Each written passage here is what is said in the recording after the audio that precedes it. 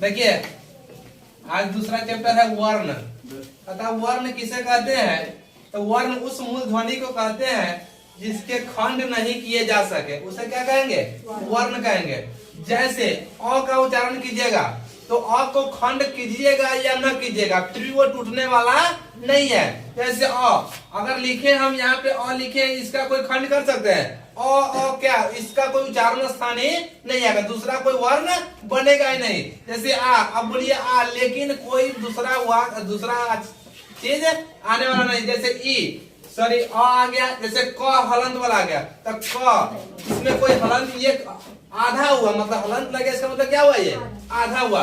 तो आधा बोला में किसी वर्ण की सहायता या किसी खंड नहीं किया जा सकता, उसे क्या कहेंगे? तो वर्ण कहेंगे। फिर है कि वर्ण का प्रकार है, तो वर्ण कितने प्रकार के होते हैं? वर्ण दो प्रकार का, एक है स्वर और एक है व्यंजन। वर्ण दो प्रकार का, स्वर और व्यंजन।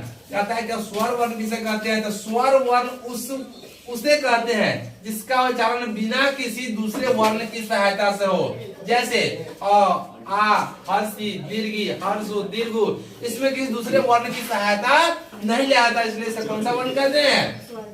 स्वर वर्ण। उसके बाद आता है कौन सा? व्यंजन वर्ण।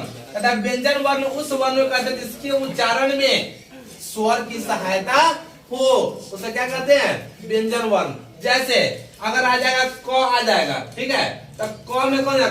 क जोर अ भी आता है ना, तो क्या उसके उच्चारण में स्वर वर्ण की सहायता लिए है कि नहीं लिए है? तो उसे कौन सा वर्ण कहेंगे? व्यंजन वर्ण कहेंगे। उसके बाद जैसे च अगर किए हैं तो उसमें अ भी आ रहा है, तो वो कौन सा वर्ण कहलाएगा? तो व्यंजन वर्ण कहलाएगा।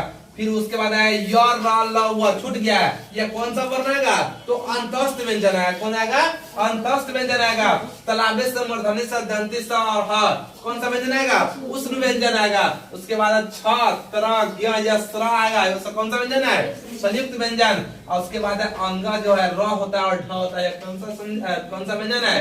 तो द्विगुण व्यंजन है।